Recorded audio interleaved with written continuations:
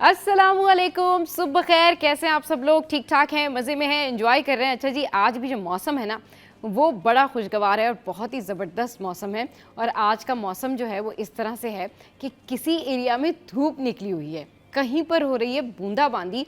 और ये देखकर ना बड़ी हैरत होती है कि देखिए हमारा शहर जो है वो कितना बड़ा है माशाल्लाह से, कि एक एरिया से दूसरे एरिया में निकले तो कहीं तेज़ बारिश, कहीं बूंदाबांदी और कहीं पर हल्की हल्की धूप और कहीं पर तेज़ तेज़ हवाएं। तो एक शहर के मौसम में कितनी हज़ार जो है वो वेरिएशन है। और इस पर अल्लाह ताला का शुक्रिया अदा करना चाहिए कि भाई अल्लाह ताला ने हमें इतना अच्छा शहर दिया है, इतना अच्छा जो है वो मुल्क दिया है। अच्छा जी, अब कुछ बात कर लेते हैं कि बहुत सारी ख़वातीन जो हैं वो इस बारे में बात कर रही होती हैं कि जब वो सो के उठती हैं तो उनकी जो आइज़ है वो पफ़ी आइज़ हो रही होती हैं। तो उसका बेहतरीन तरीका ये है कि जब आप सोकर उठें और आपको लगे कि आपकी आँखें जो हैं वो सूज रही हैं या पफ़ी हो रही हैं या उसके अंदर पफ़ीनेस हो रही है, तो उसके लिए आपने करना ये है कि आपने जो है वो कॉटन लेनी है और ठंडा पानी लेना है। और उसको उस जो कॉटन है या कपड़ा, कोई भी कपड़ा, लेकिन उसको ऐसा बनाएं कि वो कम से कम गुंजला हुआ कपड़ा ना हो, वो एक पट्टी जैसा कपड़ा हो, बैंडेज जैसा कपड़ा हो। तो वो आप रखें अपनी आँखों के नीचे और 2-3 मिनट आप ये करें।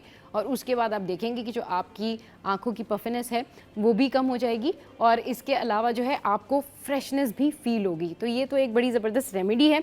अच्छा जी, साथ के साथ जो है वो आज दिन भर मौसम कैसा रहेगा ये आपके साथ में शेयर कर लेती हूँ। तो शहर कायद का जो मौसम है वो बड़ा औसम है और यही कहा जा रहा है कि मतला जो है वो जुज़वी तौर पर अबर आलूज़ रहेगा, कहीं बूंदाबांदी है, कहीं पर बारिश है। इसके अलावा आज 11 बजे मौसम कैसा रहेगा, आज 10 बजे मौसम कैसा रहेगा, बस थोड़ी सी देर में आपके साथ में शेयर करते हैं ताकि आपको मौसम की अपडेट जो है वो पता चल जाए।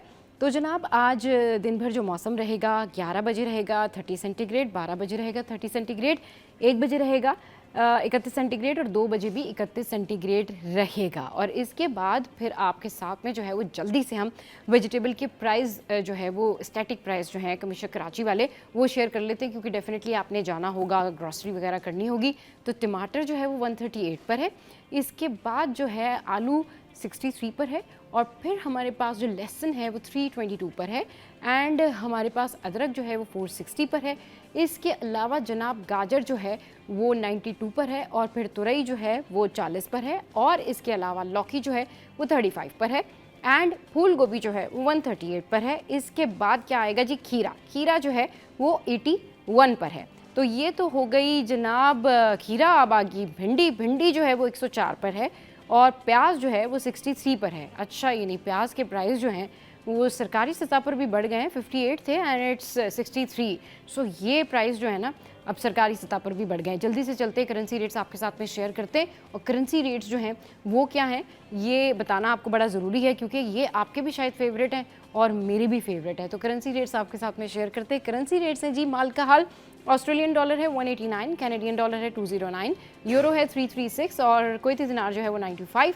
इसके अलावा जो यूके पाउंड है वो है 388 76.15 और फिर स्विस फ्रैंक 353 और यूएस डॉलर जो है वो है जी 282 पर। तो जनाब ये है सिनारियो। इसके अलावा जो है आपके साथ में शेयर कर लेते हैं कि आज जो अहम समात है वो कौन सी समात है।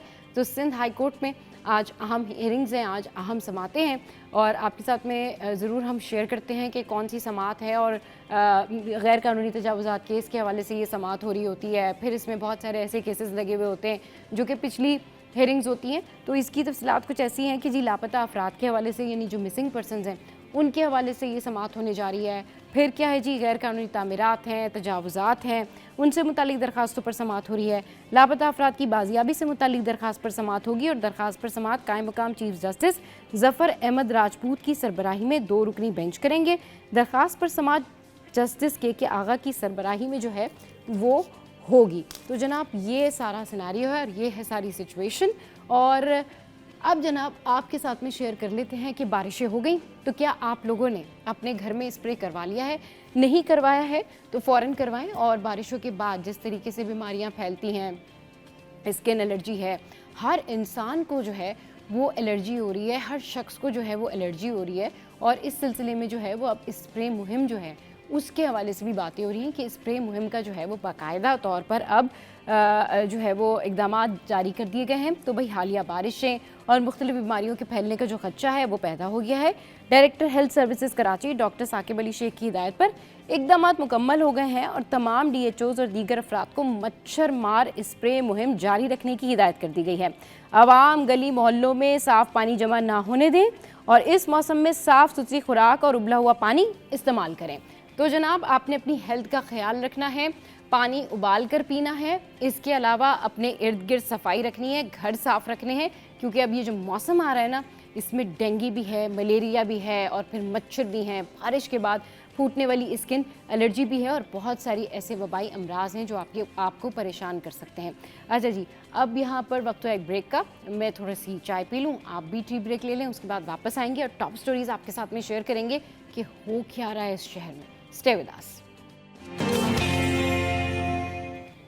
Welcome back. तो जनाब आपके साथ में गोल्ड की जो प्राइस हैं वो भी शेयर कर लेते हैं और जनाब आलमी मार्केट में सोना जो है उसकी जो प्राइस है वो $49 महंगे होकर 3,692,000 फ़ी औंस की जो बुलंद तरीन सतह है उस पर पहुंच गए हैं। तो एक तोला सोना जो है वो 4,700 रुपये महंगा हो गया है और एक तोला सोना मुल्क की तारीख में पहली बार 3,91,000 रुपये की नई बुलंद तरीन सतह पर पहुंच गया। 10 ग्राम सोना 4,030 रुपये महंगा होकर 3,35,219 रुपये जो है उसकी बुलंद तरीन सतह पर पहुंच गया है। अच्छा जी, इसके अलावा जो है एक तोला चांदी की अगर बात करें तो एक तोला चांदी जो है उसकी कीमत में 3 रुपये जो है वो इजाफे के बाद अब पहली बार 4,496 रुपये की बुलंद तरीन सतह पर पहुंच गई है। तो जनाब ये सूरत हाल है। अब जिसने सोना जो है वो बेचना है और बेच के उसने वाकई को फ़ायदा करना है तो वो जा सकता है, क्योंकि अब सोना जो है वो महंगा हो गया है, लेकिन ख़रीदने वाले लोगों के लिए प्रॉब्लम ही प्रॉब्लम है। अच्छा जी, न्यूज़ सेशन में हमें ज्वाइन किया है हमारे सीनियर करस्पॉन्डेंट ने। आजिज़ भाई हमारे साथ हैं, खुर्शीद भाई हमारे साथ हैं, इनको शो में वेलकम करते हैं। अस्सलाम वालेकुम, वेलकम टू द शो। कैसे हैं आप लोग? ठीक ठाक हैं? बिल्कुल शानदार, आपका शो बहुत अच्छा जा रहा है। जी जी, थैंक यू वेरी मच। अच्छा जी, अब कुछ बात कर लेते हैं उस मैसेज की जो कि गैस शेड्यूल के हवाले से एक मैसेज है और वो मैसेज मुझे भी आया और जब मैंने देखा तो आज भी मैं अपनी अम्मी को कह रही थी कि लाइट जो गैस है वो 5:30 बजे आएगी और 8:30 बजे जो है वो चली जाएगी। तो आपने अगर कोई काम करना है तो आप इस तरह से काम कर लें और फिर दिन के भी उसमें औकात कार जो है वो शेयर किए गए थे। बट समहाउ अब इसकी अपडेट ये है कि जो स्विट्ज़रलैंड गैस है उसने इसकी तरदीद कर दी है कि ये जो मैसेज है ये झूठा है, ये बेबुनियाद है और ये उनकी तरफ से नहीं किया गया। मतलब आजिज़ भाई आप सोचें कि पहली गैस नहीं आती, सोने पे सुहागा ये कि उसका जो गैस शेड्यूल के जो औकात कार मतलब शेयर हुए हैं, वो जो शेड्यूल शेयर हुआ है वो भी अब पता नहीं किसी ने ऐसे ही शेयर कर दिया है। मतलब आवाम के ज़ख्मों पे नमक छिड़कने का एक और यादगार वाक़या ही होगा कि लोग खुश हो गए थे कि भाई अच्छा इन टाइमिंग्स पर आएगी और बाकी टाइमिंग्स पर नहीं आएगी। तो ये आप ज़रा सोचें कि ये एक सोशल मीडिया के जहाँ पे बहुत सारे पॉजिटिव चीज़ें हैं, हाँ, वहाँ उसका एक अहम पहलू ये भी है कि लोगों को मिसगाइड करना, गलत नोटिफिकेशन जारी करना, गलत फैसले जारी करना। सही, आपको मैसेज आ जाएगा कि जी वो आपके बेनज़ीर इनकम सपोर्ट प्रोग्राम में 50,000 रुपये निकल गए, जी जी बस जी। आप हमें रब्ता करें, ऐसा मैसेज भी आएगा। बिल्कुल, और बहुत सारे अच्छा, फेक मैसेजेस भी फिर हैं। आपको मैसेज आएगा कि जी वो फ़िलां दिन बिजली का जो है ना रेट बढ़ जाएगा, जबकि कोई नोटिफिकेशन नहीं होता। सही, अभी ये मैसेज सोशल मीडिया पे वायरल किया गया कि जी गैस लोडिंग और नाम किसका इस्तेमाल किया, स्विट्ज़रलैंड गैस कंपनी जी का जी, एक। लेकिन एक ख़ास तौर पे मैं ये अच्छा हुआ कि ये मौजू सामने आ गया। हाँ, अवाम को इस पे ज़रूर एक चीज़ देखनी चाहिए कि अगर कोई बड़ी खबर होती है, अगर कोई नोटिफाइड खबर होती है तो वो नेशनल मीडिया पर ज़रूर चलती है। सही, इसको नज़र में ज़रूर रखें। हाँ। सिर्फ क्योंकि सोशल मीडिया तो अब ऐसा टूल है ना कि मोबाइल फ़ोन हाथ में है, जिसको चाहो गाली दे दो, जिसको चाहो गलत खबर चला दो। लोगों के आए दिन मरने की खबरें गलत चलती हैं, लोगों के आए दिन वाक़यात की खबरें गलत चलती हैं। हाँ। लोगों के कल एक खबर चली थी जो मैंने खुद 3-4 साल पहले देखी थी, अच्छा, फेसबुक पे 3-4 साल पहले देखी हुई खबर लोगों ने ठक्का करके फिर से चला दी कि आज ये वाक़या हो गया। तो ऐसे बहुत सारे गलत किस्म के प्रोपेगंडाज और गलत किस्म के मैसेजेस सोशल मीडिया पर चलते रहते हैं। सही। तो उससे बचने के लिए एक तो ये देखा जाए, देखिए छुट्टियों के नोटिफिकेशन भी जाली हो जाते हैं, बिल्कुल सेम।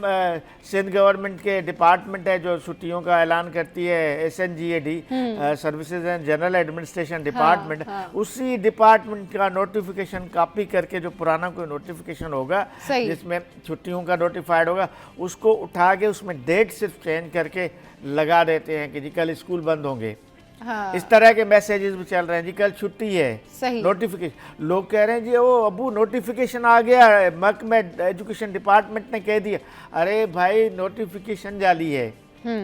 देखिए ना, हम मीडिया में काम कर रहे हैं, हमारा एक सर्किल है, नोटिफिकेशन कहीं से जारी होता है तो सबसे पहले हमारे पास आता है, क्योंकि व्हाट्सएप ग्रुप्स बने हुए हैं डिफरेंट डिपार्टमेंट्स के। जो एजुकेशन की बीट करने वाला जो रिपोर्टर होता है, ये नोटिफिकेशन अगर कोई जारी होगा तो सबसे पहले उसके पास आएगा और वो टीवी पे खबर हो सकता है कि आधा घंटा लेट चले, लेकिन वो स्क्रोल है, जो टिकर है, हाँ। वो तो चल जाएगा ना 2 मिनट 3 मिनट 5 मिनट में टिकर तो चल जाएगा कि जी ये खबर सही है या गलत है। गलत है, हाँ। इस तरह सेम जो सुई सदरन गैस कंपनी की बीट करने वाले रिपोर्टर्स हैं हमारे पास, अशरफ साहब हैं। जी जी जी। तो अब अगर ऐसी कोई खबर होगी तो सबसे पहले तो उनके पास आएगी ना, लेकिन नहीं भाई, यहाँ तो सोशल मीडिया पे वायरल हो रही है, रिपोर्टर्स को पता ही नहीं हाँ है। भाई, घर में मतलब मुझ समेत बहुत सारे लोग उस खबर को जो है वो सच समझ के बैठे हुए हैं और वो शेड्यूल पे अमल करने के लिए, मतलब मैंने अम्मी को ये भी कह दिया भाई फजर में उठ जाइएगा आप, और जो आपने पकाना हो, जो करना हो, तो वो आप 5:30 से 8:30 कर ले। लेकिन ये बिल्कुल फेक खबर है, ऐसा कुछ हुआ ही नहीं। सुई सदरन गैस काम जो है इसकी तरदीद कर रहे हैं और कह रहे हैं ये झूठी खबर है और किसी ने ऐसे ही जो है इसको वायरल कर दिया या सोशल मीडिया पर जो है वो पोस्ट कर दिया है। खुर्शीद भाई, आप खबर के तराजुर में क्या कहना चाहेंगे? मतलब पहली गैस नहीं आती और ऊपर से ऐसी खबरें, दिल बहलाने को गालिब ख्याल अच्छा है कि जी गैस आएगी और इन टाइमिंग, और वो भी झूठ निकला। तो इस पे आप क्या कहना चाहेंगे? देखिए, गालिब पे बड़ा अच्छा शेर है कि बाजीचा अतफाल दुनिया मेरे आगे, होता है शब रोज़ तमाशा मेरे आगे। देखिए, इस वक्त जो सोशल मीडिया का, जिस तरह आज जमाली साहब ने बात की कि सोशल मीडिया पे, व्हाट्सएप ग्रुप पे बहुत सारे फेक नोटिफिकेशन भी और फेक आईडी के नाम से जो है वो आपके दोस्तों को मैसेज किया जाता है। अब कल ही का वाक़या है कि एक हमारे दोस्त हैं लेफ्टिनेंट, तो उनकी तस्वीर लगी हुई थी डीपी पे और इंटरनेशनल एक मैसेज नंबर था, उसके नंबर से मैसेज आया कि भाई मुझे जो है वो आपसे अर्जेंट काम है। मैंने कहा अच्छा, हुक्म करें। कहने लगे कराची में मेरी एक फैमिली एडमिट है आगा खान में और उसको इतने पैसों की ज़रूरत है। अच्छा, मैं कुछ देर के लिए तो परेशान हुआ, ठहरा कुछ देर के लिए, लेकिन चूँकि हम ये वाक़यात पे दर पे देख रहे हैं और रिपोर्ट भी कर रहे हैं, तो फिर मैंने फ़ौरन उनको फ़ोन किया। मैंने कहा भाई खैरियत है? कहने क्या हुआ? मैंने कहा इसी तरीके से आपकी तस्वीर लगी हुई है डीपी पे और आपके इंटरनेशनल नंबर से मैसेज आया, कहने का फेक आईडी है। मुझे महसूस तो हो गया था, लेकिन ये फैक्ट चेकिंग है कि आप उसको फौरी तौर पर तस्दीक करें। और अगर आपके अहल खाना के वाले से भी कोई मैसेज आता है कि किसी की डेथ हो गई है या इस तरह का कोई नोटिफिकेशन आ गया है, तो कम से कम मैं समझता हूँ कि आप इसकी जो है वो सेकंड ओपिनियन से चेक करें, ज़रूर कर लें कि आया खबर दुरुस्त है या नहीं है। इसी तरह सूरह हुजरात में उसकी आखिरी चंद आयात हैं कि कोई फासिक तुम्हारे पास खबर लेकर आए तो पहले उसकी तस्दीक कर लिया करो। तो मतलब हमारा ये काम है बतौर सहाफ़ी और बीइंग अ सोशल एक्टिविस्ट, आप कह सकते हैं कि इस वक्त तो हर बंदा सोशल एक्टिविस्ट है। तो कोई भी खबर आए, चाहे वो किसी भी डिपार्टमेंट से मुतल्लिक है या आपकी असल में इशू सारा ये होता है कि उसको आप you have to be well informed और एजुकेटेड। जी, अगर आपके पास इंफॉर्मेशन नहीं है तो कम से कम तालीम होगी ना, तो आपको पता होगा कि जी अगर ये मैसेज सुई सदन से आया है तो इसको सुई सदन की जो हेल्पलाइन है उस पर कॉल करके पता कर लिया जाए, या समहाउ जो आपका नेशनल टीवी होता है आप उसके ऊपर देख लें, या आप किसी से कंसर्न कर लें। लेकिन क्या होता है कि हम अपनी परेशानियों में या प्रॉब्लम्स में इतने ज़्यादा स्टक होते हैं कि उस टाइम पर जो चीज़ आपको समझ आ रही है, मतलब एक रेलेवेंट बात है ना कि गैस नहीं है एरियाज़ में, अब अचानक से अगर मैसेज आएगा कि जी गैस का जो शेड्यूल है वो ये है और इस टाइम पर आएगी, नहीं आएगी, तो ये जो माइंडसेट हमारा बन गया ना, उसमें हमारा जहन नहीं जाएगा उस तरफ कि मतलब क्रॉस चेक भी करना चाहिए। तो ज़रूर ऐसी खबरों को क्रॉस चेक किया करें, ज़रूर जो है वो यकीन ना किया करें। और अब तो मैंने मतलब ये सोच लिया है कि कोई भी अगर मुझे सोशल मीडिया पर इस तरह का कोई मैसेज या कोई चीज़ नज़र आती है ना, खबरों के हवाले से, तो हम ज़रूर तस्दीक करते हैं, क्योंकि फिर हम अपने सिटी21 की खबर को फॉलो करते हैं, बट समहाउ जो इररेलेवेंट खबरें होती हैं, जैसे कहीं सेल लग गई, जैसे किसी के कोई खबर आ गई कि किसी को कुछ हो गया, जैसे कि कोई भी फेक खबर जो सोशल मीडिया पर चल रही होती है जिसका मेन न्यूज़ से कोई ताल्लुक नहीं होता, उसके ऊपर भी यकीन करने से पहले जो है बहुत दफ़ा सोचा करें और देखा करें कि आप उसका फैक्ट चेक कर लें। अच्छा जी, इसके अलावा एक और चीज़ ये अवेयरनेस के लिए कि कहीं भी अपने आप को रजिस्टर करवाने से पहले 10 मरतबा सोचें। फेसबुक पे बेशुमार आईडीज आती हैं, बिल्कुल इंस्टाग्राम पे बेशुमार आईडीज आती हैं। अपने आप को रजिस्टर करने से पहले 10 दफा आप उसको नंबर सोचें देने से कि पहले आप ये भी क्या है कर ना, रहे हैं। जी जी, लोगों का कसूर थोड़ा एक हद तक यूं नहीं है कि जो सोशल मीडिया पे फेक खबर आती है वो वायरल बहुत तेज़ी के साथ होती है। हाँ, क्योंकि हमारे टीवी चैनल्स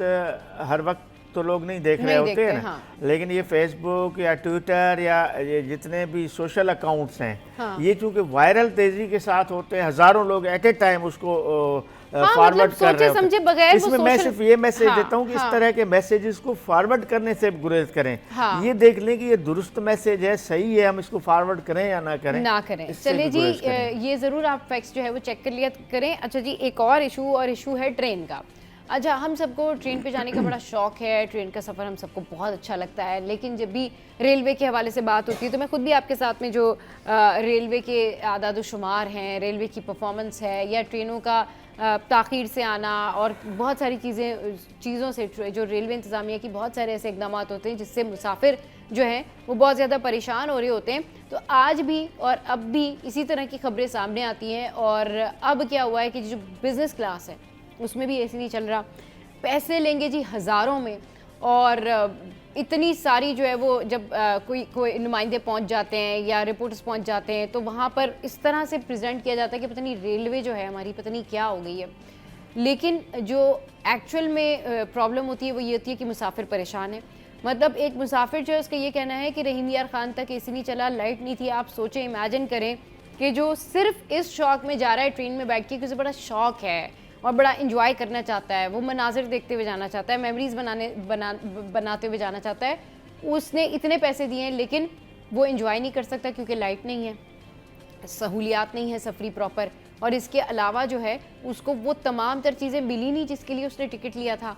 खुर्शीद भाई, ये ट्रेन का सफ़र भी वबाले जान बना हुआ है क्योंकि जहाज़ का टिकट तो महंगा है, तो रेल के टिकट में भी अगर आप जा रहे हैं तो वो भी जो है ना वबाले जान है। देखिए, ये जो इस तरह का वाक़या हुआ है ना, ये तो मैं खुद भी इसका विक्टिम हूँ। हाँ। मैं खुद भी जो है वो 5 से 6 घंटे जो है वो नॉन एसी, एसी के अंदर नॉन एसी का सफ़र मैंने किया है। सही। और कोई पुरसान हाल नहीं होता क्योंकि एसी का डब्बा आपका बिल्कुल जो है ना, जो बोगी होती है बिल्कुल पैक होती है।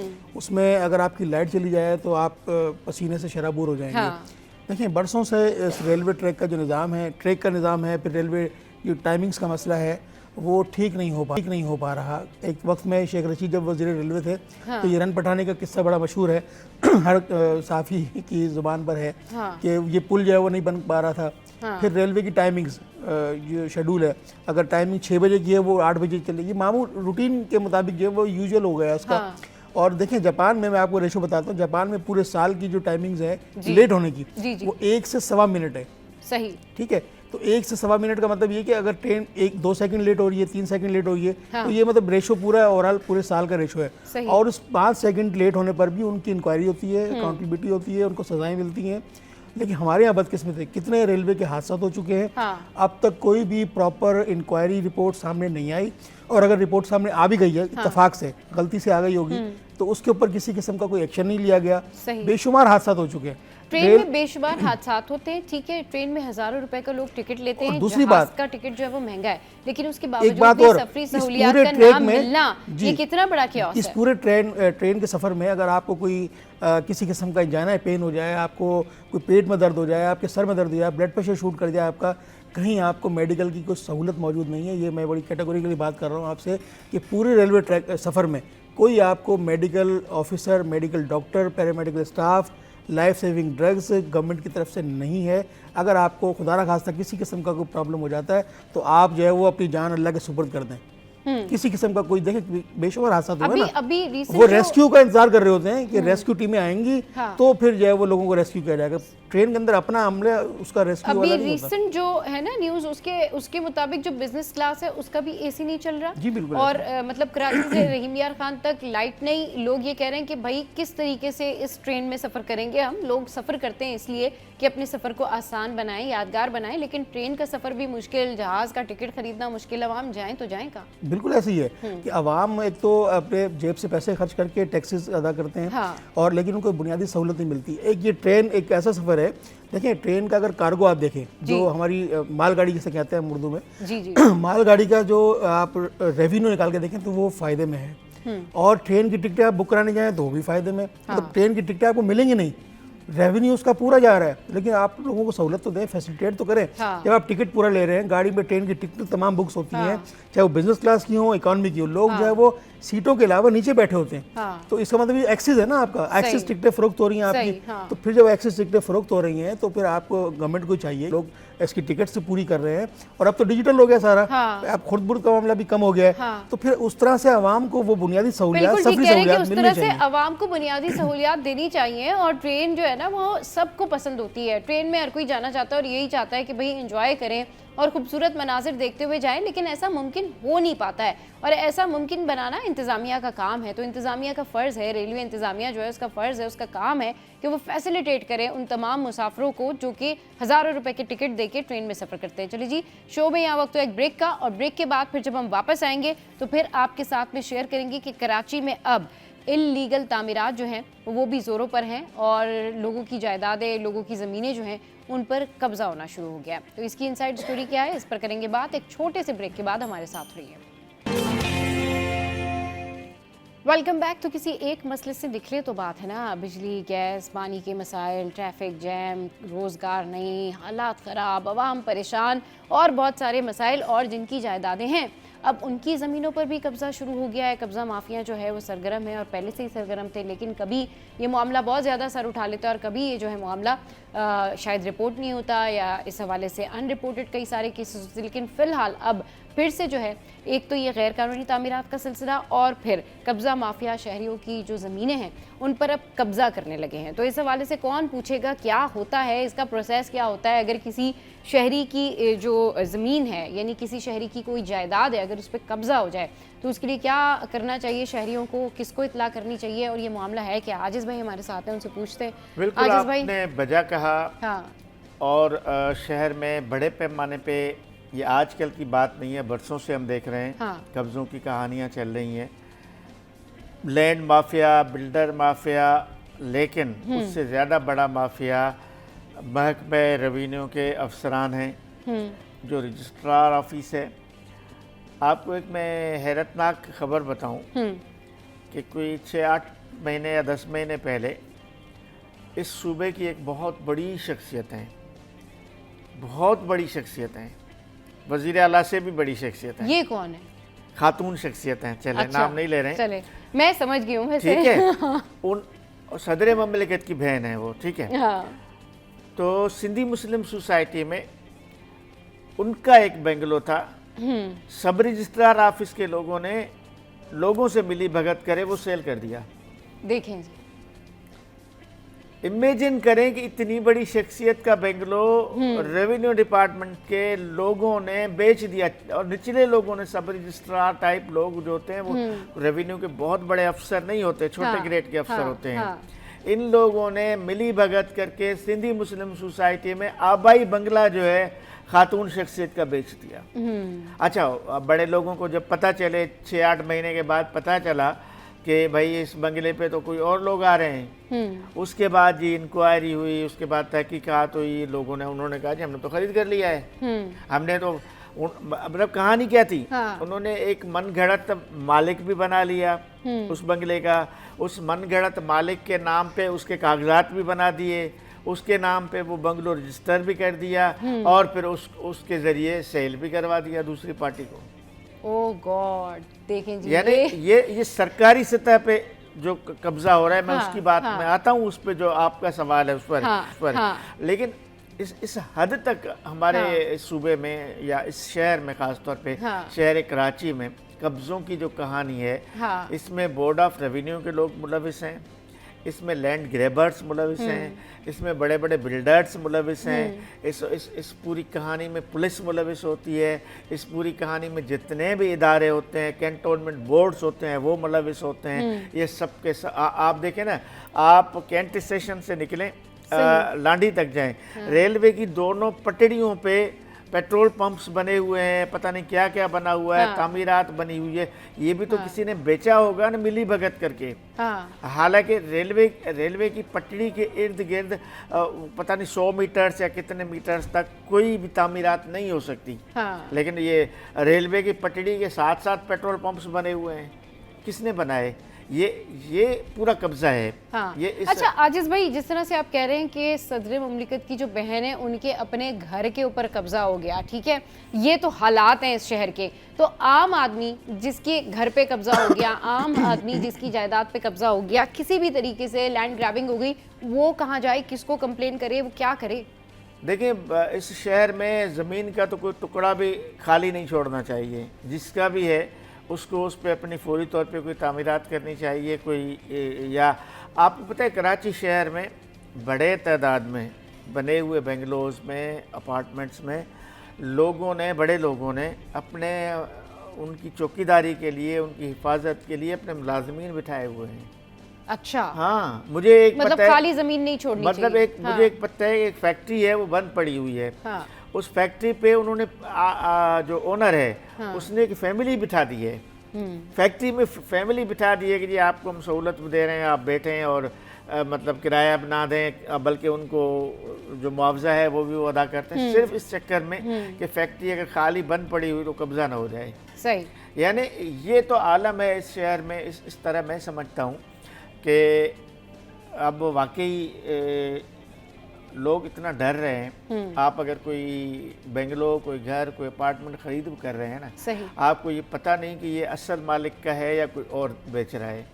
ये भी एक बहुत बड़ा मसला है। और लोग डर रहे हैं। आप अपना फ्लैट बेचेंगे ना, लोग 100 बार वो कागजात उठा के जाके दिखाएंगे कि ऐसे तो नहीं कि ये इनके नाम पे है या इनका अपना है या नहीं है, या मतलब इसमें भी जो मेरे और आप जैसे या जो जेन्युइन लोग हैं वो सख्त परेशान हैं। सही, यानी जो बिल्डर माफिया है, जो लैंड ग्रेबर्स हैं, उनको तो कोई कुछ नहीं कहता, लेकिन जो जेन्युइन लोग हैं, जो अपना कोई अगर फ्लैट, अपना कोई प्लाट, अपना कोई बेंगलो, अपना कोई अपार्टमेंट बेचना चाह रहे हैं ना, वो परेशान हैं। सही। और उनके साथ भी रेवेन्यू के जो डिपार्टमेंट के जो सब रजिस्ट्रार ऑफिस के लोग हैं, वो उनके साथ भी ज्यादतियां करते हैं। अच्छा, यानी आप तो फिर कहाँ जाए अवाम के, किसको कंप्लेन करे? आप अंदाजा करें कि आपने एक प्लाट खरीदा, फर्ज करें शहर के किसी इलाके में वो प्लाट खाली पड़ा हुआ है।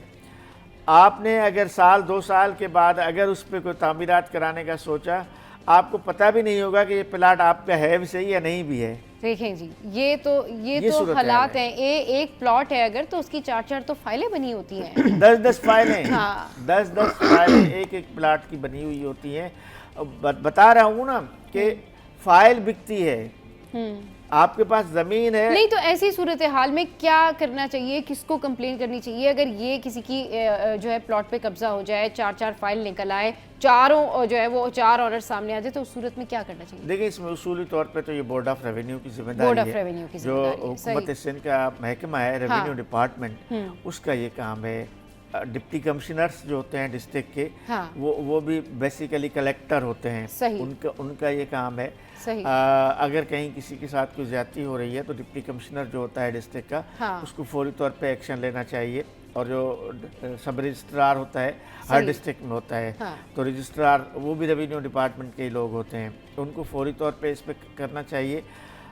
और एंटी इंक्रोचमेंट डिपार्टमेंट भी है अच्छा, एक डिपार्टमेंट है। अगर आपको पता चल रहा है कि फलान जगह पे कब्जा हो रहा है, किसी लैंड पे, किसी प्लाट पे, किसी ज़मीन पे, तो आप एंटी इंक्रोचमेंट डिपार्टमेंट को अप्रोच, उनका पूरा एक डायरेक्टर है, हर डिस्ट्रिक्ट में उनके दफातर हैं, उनका एक सिस्टम है, उनको भी जाके आप उनको आप बता सकती हैं कि बता वो सकते जाके हैं, और उसको- उनको भी जाके आप कह सकते हैं। लेकिन डेफिनेटली अगर आपके प्लॉट पे कब्जा हो रहा है तो उसके लिए आपको ये तमाम तर चीज़ें ज़रूर करनी चाहिए कि अपनी ज़मीन खाली ना छोड़ें और किसी न किसी को, किसी एतमाद वाले शख्स को ज़रूर अपनी ज़मीन पर बिठाएं। अब ये भी तो होता है ना कि आपने जिसको अपनी ज़मीन दी हुई है, चाहे गिफ्ट की है या एतमाद करके बिठाया है, अब वही ना कब्जा कर ले। मसला ये देखभाल के ऊपर जो वह एतबार करें और जिसको ज़मीन पे बिठाएं उसको भी चेक कर लें। अच्छा जी, अब कुछ बात कर लेते हैं बरसाती नालों के हवाले से।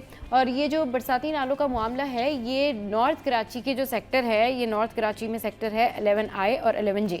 अब इशू ये होता है कि किसी भी एक सेक्टर में या एक एरिया में अगर कोई प्रॉब्लम होती है, नाले ओवरफ्लो होते हैं, तो इसका इम्पैक्ट जो है वो बाकी एरियाज़ पर भी आता है जो ओवरऑल उस नॉर्थ सेक्टर में मौजूद होते हैं। उसकी रीज़न ये होती है कि वहाँ ट्रैफिक जैम होता है, वहाँ पर पानी भरता है, वहाँ पर लोग परेशान होते हैं, तो उसका इम्पैक्ट फिर आगे भी आता है और ट्रैफिक जैम की सूरत हाल होती है, क्योस क्रिएट हो जाता है, लोड शेडिंग होती है एंड ऑल दैट। तो ये जो नॉर्थ कराची है, सेक्टर 11I और जो दूसरे सेक्टर हैं उनमें जो बरसाती नाले हैं उनकी सूरत हाल जो है वो बहुत ज़्यादा ख़राब है। और इस हवाले से जो है वो रुकन सिंध असम्बली हैं डॉक्टर अब्दुल बासित साहब, जिन्होंने DC सेंट्रल को ख़त लिखा है और उन्होंने कहा है कि भाई दौरान बरसात नाला ओवरफ्लो हो जाता है और ये 2200 जो है वो रोड के बरसाती नाले हैं जिनकी फौरी बहाली के लिए इक़दाम उठाए जाएँ। तो उन्होंने ये ख़त लिखा है DC सेंट्रल को। तो आप देखें कि स्टिल अभी भी ऐसे जो है ना वो नाले मौजूद हैं, जबकि सिंध गवर्नमेंट और बाकी इंतज़ामिया ये कह रही है कि हमने नालों की सफाई कर दी है। तो अगर दोबारा रेन होती है या इस तरह की सिचुएशन होती है तो फिर ये कितना बड़ा क्योस क्रिएट होगा? देखिए सबा साहब, मैं आपको 1846 में ले जाता हूँ आपको। अच्छा, ये 1846 की तारीख है जब सर चार्ल्स नेपियर इस शहर के मेयर थे। उस वक्त पाकिस्तान आज़ाद नहीं हुआ था, बहुत अंग्रेज़ों की हुकूमत थी। तो यहाँ पर इस शहर पर जब वो आए तो यहाँ पर गंदगी की और बहुत बुरी सूरत हाल थी। उसकी वजह से हैज़े की बीमारी फैली, तो तकरीबन कोई 15 से 20 हज़ार अफराद जो है वो जहाँ बाग हो गए इस सारी सूरत हाल में। अच्छा, तो उन्होंने कंजर्वेंसी प्लान जो है वो तरतीब दिया कि इस शहर की बेहतरी के लिए एक कंजर्वेंसी प्लान तरतीब दिया जाए जो इस शहर को इसकी ब्यूटिफिकेशन भी कर सके, इसके इंफ्रास्ट्रक्चर को बेहतर कर सके। तो मैं आपको एक छोटा सा किस्सा बताता हूँ कि उस वक्त भी इन्होंने कहा कि भाई जो शहर है हमारा छोटा सा रकबा जो है जिसमें आबादी मुहित है, यहाँ पर रोशनी का क्या इंतजाम किया जाए कि रात के औकात में लोग जब सफ़र करें तो उनको महफूज सफरी सहूलियत मैसर आए और वो किसी हादसे का शिकार ना हो, क्योंकि रोड इंफ्रास्ट्रक्चर उस वक्त बेहतर नहीं था। तो उन्होंने ये तय किया कि शहर की जो शाहराएँ हैं वहाँ पर लैंटेन रखी जाएगी और लैंटेन में तेल जो है वो कोकोनट ऑयल डाला जाएगा। अच्छा जी। तो आप देखेंगे इस शहर की खूबसूरती के लिए ब्रिटिश दौर में लैंटेन में कोकोनट ऑयल से जो है वो उसको जलाया गया और लोगों को रोशन किया गया था। ये शहर जो है वो रेवेन्यू हब है, पाकिस्तान का रेवेन्यू जनरेटेड मशीन है, ये माँ है शहर। तो इसको उसका दर्जा दिया जाना चाहिए। यहाँ पर देखें MQM भी दौरे हुकूमत में रही है, उसके वज़ीर बल्दियात भी रहे हैं, पीपल्स पार्टी भी इस वक्त मौजूदा हुकूमत में है, उसका वज़ीर बल्दियात मौजूद है, फिर जमात इस्लामी के पास भी 9 टाउन मौजूद हैं, पीपल्स पार्टी के पास भी टाउन मौजूद हैं। और इस वक्त सूरत हाल ये है, अब मेयर इस्लामी के लोगों को नालायक कह रहे हैं, वो इनको नालायक कह रहे हैं।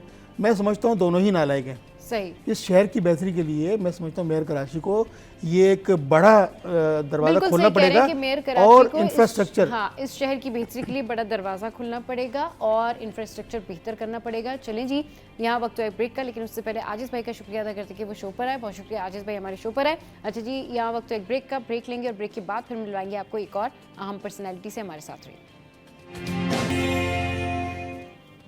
Welcome back. तो जनाब एक और अहम मामले की तरफ जो है वो गुफ्तगू करेंगे। तो इशू ये है कि जी इस्तेमाल शुदा गाड़ियों की कमर्शियल दरामद की इजाज़त का ये मामला है। अच्छा जी, मोटर व्हीकल डेवलपमेंट एक्ट 2025 का ड्राफ्ट तैयार हो चुका है, ऐसा कहना है जी chairman all Pakistan motor dealers association का। अच्छा, इसमें जो HM शहजाद साहब हैं जो कि चेयरमैन हैं all Pakistan motor dealers association के, इस वक्त वो हमारे स्टूडियोज़ में भी मौजूद हैं। उनसे इस सारी सूरत हाल पर बात करते हैं और उनसे पूछते हैं कि सर ये क्या मामला क्या है और आप लोगों के रिजर्वेशंस क्या हैं? देखें, एक तो बहुत देरीना हमारा मुतालबा रहा है कि कमर्शियल इंपोर्ट अलाउ किया जाए। तो हम समझते हैं कि कुछ हमारी बात मानी गई, लेकिन असल मुद्दा ये है कि IMF के कहने के ऊपर ये कमर्शियल इंपोर्ट अलाउ कर दी गई है। ठीक। अब उसमें कुछ शराइतें ऐसी डाल दी गई हैं जिससे लगता है ऐसा है कि ये गाड़ियां हम इंपोर्ट नहीं कर पाएंगे। मिसाल के तौर पे इन गाड़ियों से कारोबार, गाड़ियों के कारोबार से वाबस्ता 40 से 50 साल से पुराने लोग जो इन गाड़ियों का कारोबार करते हैं, कुछ शराइतें ऐसी डाल दी गई हैं। फिर ये ड्राफ्ट जो बनाने की ज़रूरत थी, वो बनाने की ज़रूरत थी मिनिस्ट्री ऑफ कॉमर्स को, लेकिन ये ड्राफ्ट बना कौन रहा है? Engineering development board. अगर हम कोई मैन्युफैक्चरर होते, हम कोई असेंबलर्स होते, तो इंजीनियरिंग डेवलपमेंट बोर्ड ये बिल्कुल करता, बल्कि मिनिस्ट्री ऑफ इंडस्ट्रीज भी इसमें आती, ये सब कुछ करती। अब क्योंकि इंपोर्ट और एक्सपोर्ट की बात हो रही है, तो ये डोमेन है ही मिनिस्ट्री ऑफ कॉमर्स का। तो अब उसमें जो कुछ शराइतें डाल दी गई हैं, एक तो शराइत ये डाल दी गई कि जी 40% मज़ीद जो ड्यूटी स्ट्रक्चर मौजूदा है, इसके ऊपर 40% आपने और मज़ीद ड्यूटीज़ देनी है और फिर आपने इंपोर्ट करनी है। तो भाई पहले ही ड्यूटीज़ और टैक्सीज़ इस्तेमाल शुदा गाड़ियों पर 122% से लेके और 450% पहले ही वो ड्यूटीज़ और टैक्सीज़ हैं। अब मज़ीद आप 40% बढ़ाएंगे तो कौन इसको इंपोर्ट करेगा? एक तो ये ड्यूटीज़ के लिए हमने अपील की है कि इसे फौरी तौर पर हटाया जाए। फिर आपने कुछ शराइतें ऐसी डाल दी गई हैं जो हम पे लागू नहीं होनी चाहिए, वो होनी चाहिए मैन्युफैक्चरर असेंबलर्स के ऊपर। मिसाल के तौर पे एक शोरूम हो, शोरूम के साथ एक वर्कशॉप हो।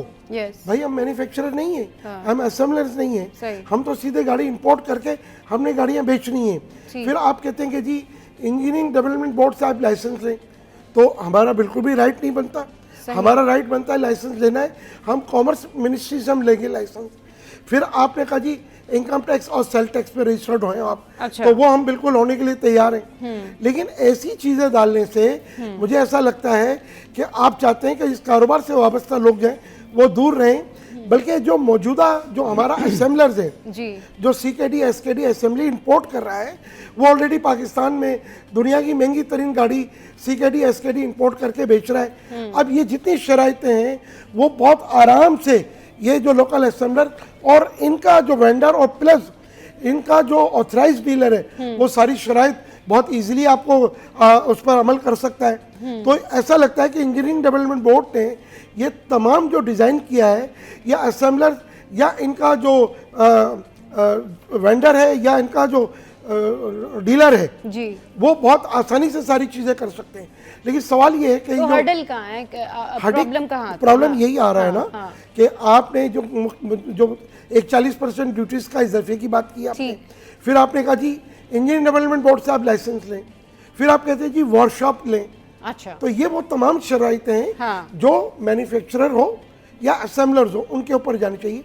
मेरी वज़ीर आज़म साहब से, वज़ीर ख़जाना साहब से और कॉमर्स मिनिस्टर साहब से मेरी अपील है, खुदारा इस किस्म की आप शराइत डालेंगे तो हम सस्ती म्यारी गाड़ियाँ ना आवाम को दे पाएंगे, ना इंपोर्ट कर पाएंगे, ना आपको हम रेवेन्यू दे पाएंगे। फिर एक तरफ आप ये भी कहते हैं, उसी मुसवदे में आपने डाला है कि जी TR बैगेज गिफ्ट के तहत जो गाड़ियाँ आती हैं उसमें सिर्फ TR गाड़ियाँ आएंगी, बैगेज और गिफ्ट जो वो नहीं आएगी।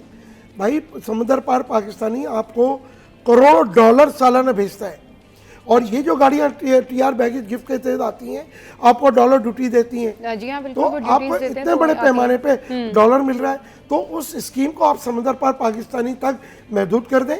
और वो उसमें शर्त है कि 3 साल पुरानी आएगी, इसमें आपने शर्त दी है कि 5 साल पुरानी, और 2026 जुलाई के बाद आपने लिमिट ख़त्म कर दी है, उसमें आप 10 साल पुरानी भी गाड़ियाँ मंगा सकते हैं। एकदम बहुत अच्छा है। लेकिन कुछ चीज़ें ऐसी हैं जो मैं वज़ीर ख़जाना साहब से और कॉमर्स मिनिस्टर साहब से अपील करता हूँ, खुदारा हमारे साथ बैठ के सुने।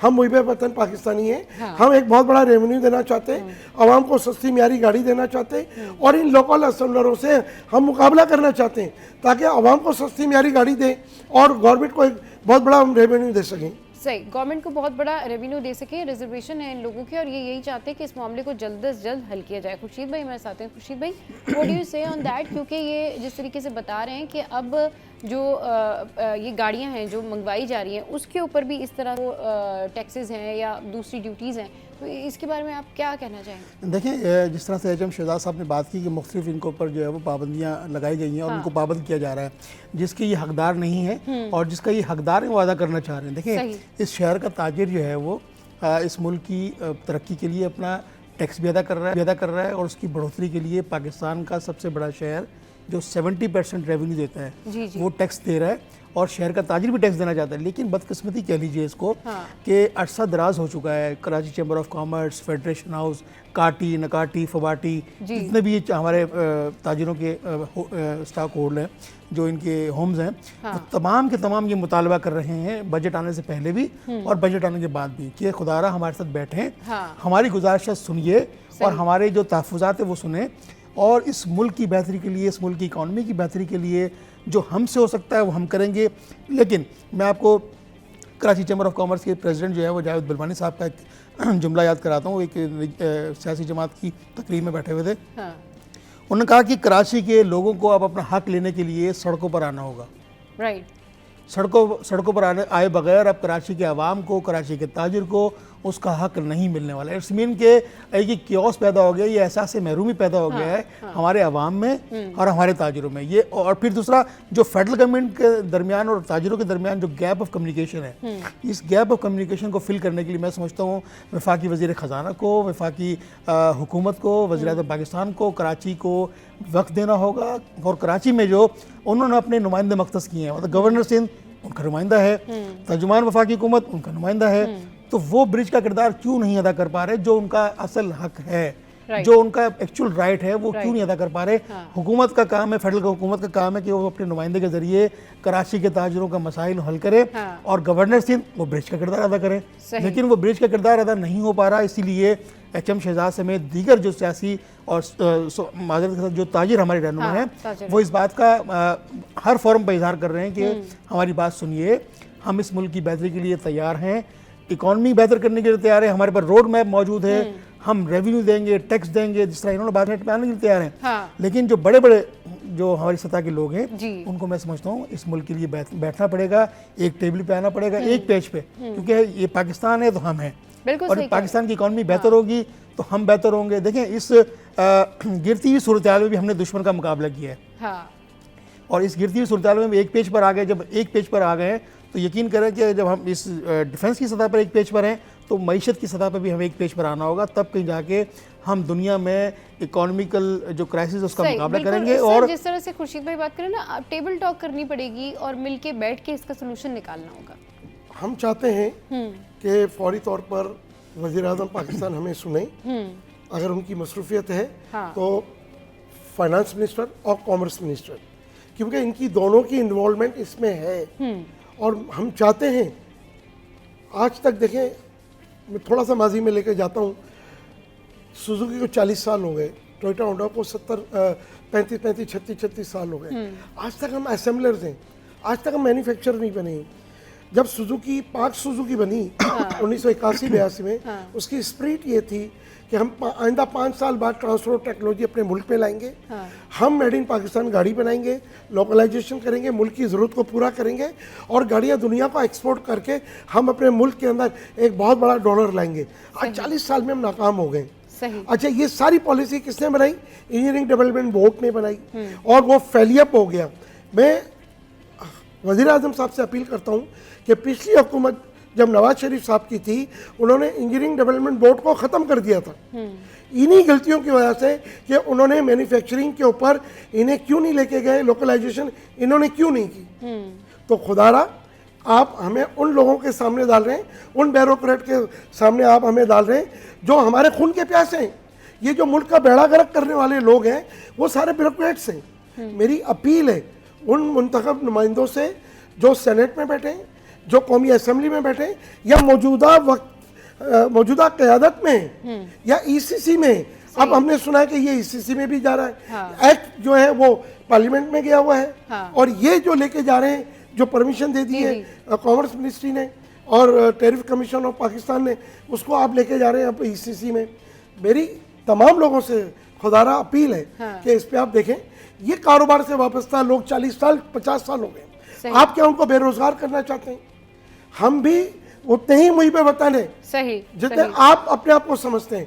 तो खुदारा टेबल पे बैठे, चलिए बिल्कुल इस मसले को हल करें कि टेबल पे बैठें, टेबल टॉक करें, इस मसले को हल करें। बहुत शुक्रिया HM साहब, शहजाद साहब, आप हमारे शो पर आए, खुर्शीद भाई हमारे शो पर आए। चलिए जी, शो में यहाँ वक्त है ब्रेक का, हेडलाइंस ब्रेक के बाद वापस आएंगे और फिर शेयर करेंगे आपके साथ में ढेर सारी बातें खूबसूरती के हवाले से, रेमेडीज़, और आपको बताएंगे कि एस्पायरेशन वॉमिट क्या होती है।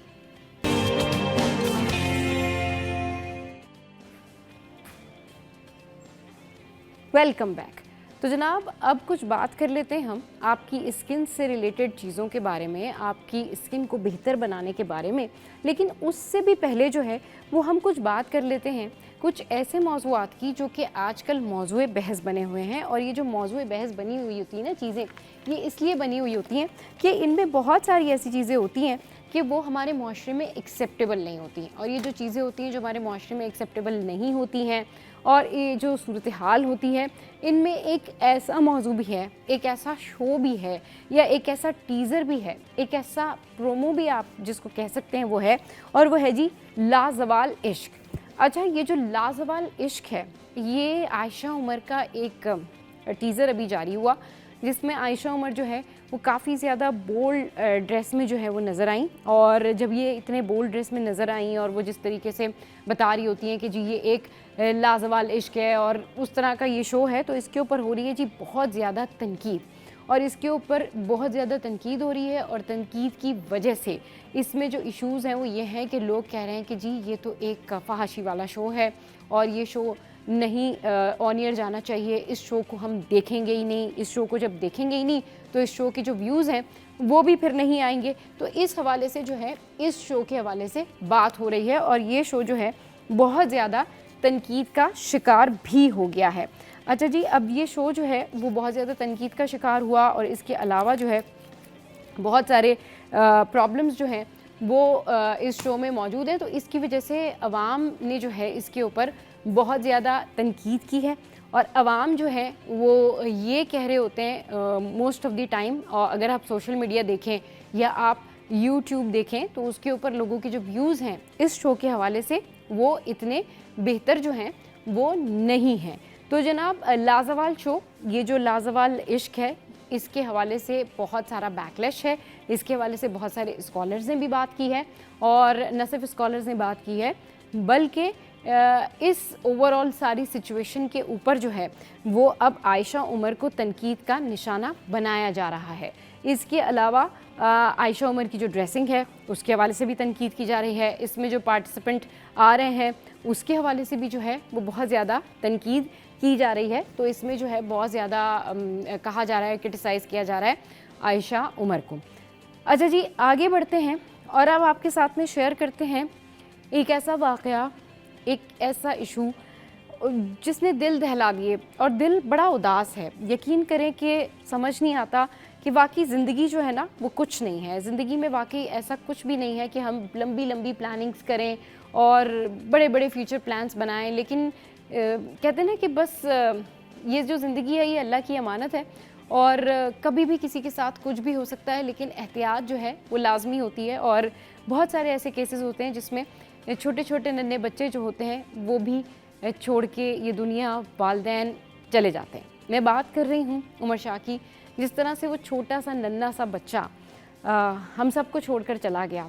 कितना वो खुशी से आता था और कितनी खुशी से जो है वो रमज़ान ट्रांसमिशन में एक निजी टीवी चैनल की खुशी से शिरकत करता था और वहाँ पर पूरा पाकिस्तानी जो अहमद शाह, उमर शाह, उन दोनों जो भाई हैं, इनकी एक बहन है, इससे पहले गालिबन उसकी भी जो है इस तरीके से डेथ हुई। और अब उमर शाह जो कि बिल्कुल ठीक था, उसकी फैमिली के मुताबिक उमर को कुछ नहीं हुआ था, उमर बिल्कुल ठीक था। रात में उसकी तबीयत ख़राब हुई, उसको हॉस्पिटल लेकर गए और ओवरऑल फिर वो जाँबर ना हो सका।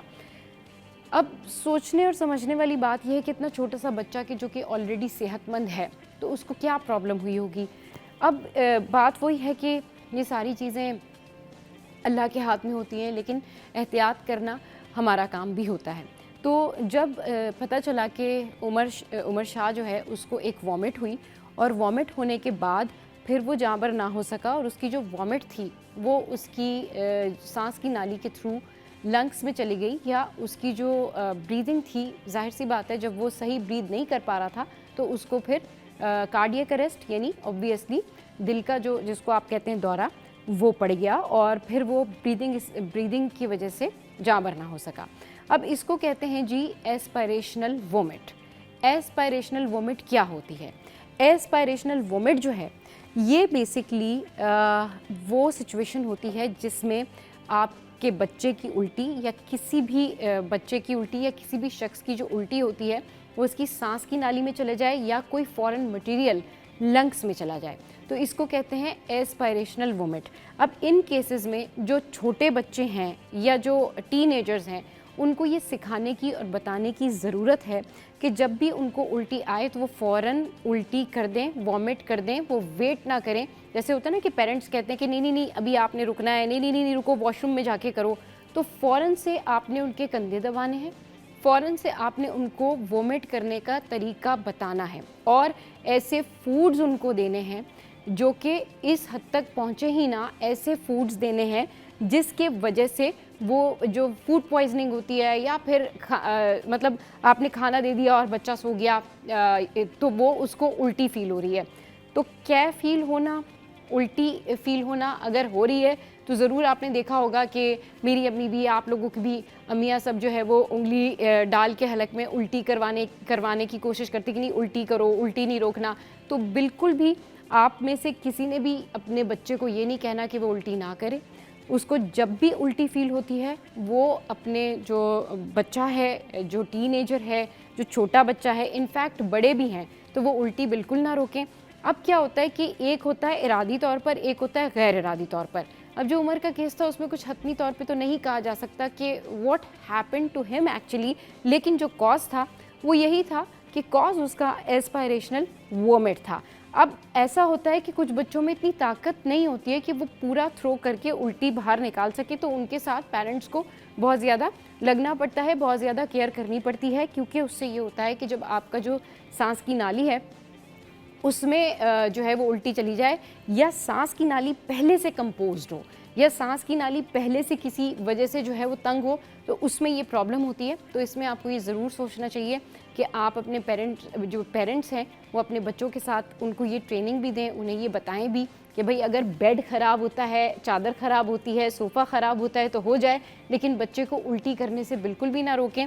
और कम से कम बच्चों के साथ ऐसी ग़िज़ाएँ दें कि बच्चों को जो मैदे में टॉक्सिसिटी ना बने, उनको इस तरह के फूड्स खिलाएं कि उनको इस हद तक नौबत ना आए। छोटे से लेके बड़े बच्चे तक उल्टी का, कै का ये जो प्रॉब्लम है ना, ये बहुत ज़्यादा होता है और ये रेयर केसेस होते हैं। जो उमर शाह के साथ हुआ ना, तो इसी तरीके से आपने देखा होगा कि खाते हुए जो बुज़ुर्ग हैं, जो और बाकी लोग होते हैं ना, उनको क्या होता है कि उनको फंदा लग जाता है, जिसको उट्ठू भी कहते हैं कि जी फंदा लग गया या खाते हुए, तो उसको भी सीरियस लिया करें और ज़रूर उनकी जो कमर है उसको रब किया करें, उनके कंधे जो हैं वो दबाया करें।